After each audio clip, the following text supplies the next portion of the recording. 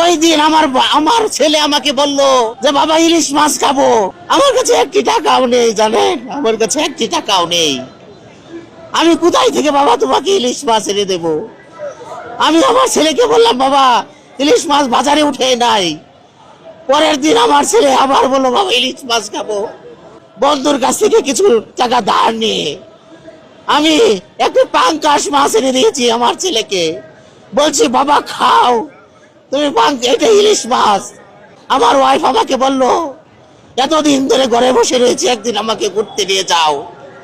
আমি কত ছলনা করলাম আমার ওয়াইফের সাথে, কিন্তু আমার ওয়াইফকে আমি কিভাবে বলবো যে আমার পকেটে একটা টাকা নেই?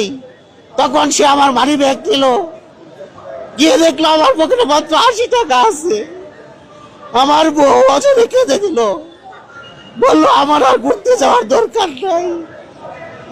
যে বাবা আমাকে বলছিল বাবা বড় হয়ে শিক্ষক হবা, মানুষকে সঠিক শিক্ষা দান করবা এবং সমাজের মেরুদণ্ড হবা, ওই বাবা আমাকে 5,000 টাকা চাইছিল, আমি দিতে পারি নাই।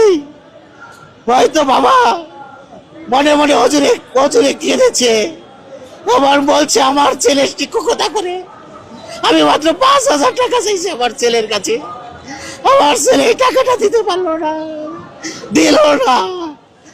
আমার বাবা তো জানে না আমরা কত অসহায়ত্বের মধ্য দিয়ে আছি।